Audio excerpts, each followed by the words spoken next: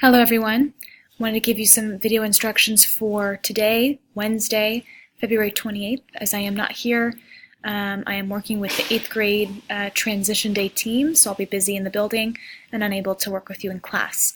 Miss Pickering is your sub, and she's wonderful, and I want to remind you guys how important it is to honor our class contract, especially with substitutes. I will be asking for some feedback from her at the end of today, and I will address those students who violate our contract. So please be on task, be respectful, be kind, be patient, and be helpful. Thank you. Quick overview for today. First, as always, you'll begin with reading for about 15 minutes silently to yourself. Please make sure that no devices are out during this time. You may sit on the soft furniture if you wish, but if you are a distraction to others, you'll be asked to move back to your seat. After those 15 minutes are up, spend about 5 minutes adding an entry to your thought log. For those who are still struggling with thought logs, feel free to continue reading during this time, but be conscious and strategically searching for literary devices such as similes, metaphors, personification, repetition, alliteration, etc. Okay?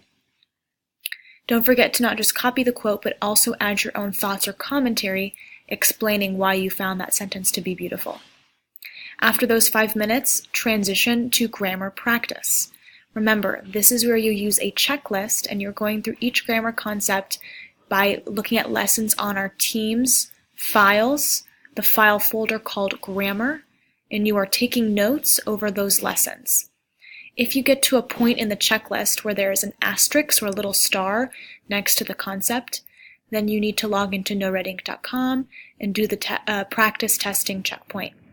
If you struggle to log into noredink.com today, please go ahead and just continue on with the next lesson or ask Miss Toll or Miss Pickering for assistance if you need it.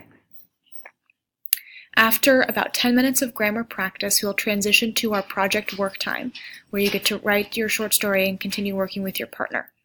Miss Pickering should remind you of our expectations for work days, and just a couple of reminders. If you are with your partner, make sure you're sitting shoulder to shoulder, only use devices for project purposes, and if you are sitting in an even numbered seat, meaning at table 2, 4, 6, or 8, you may sit on the soft furniture if you wish.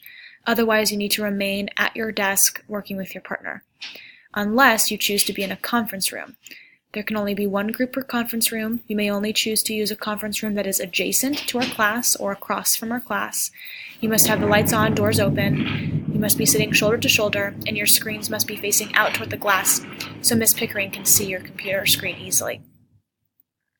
At the end of class today, all students should be submitting an updated version of their current short story draft onto our assignments on Teams.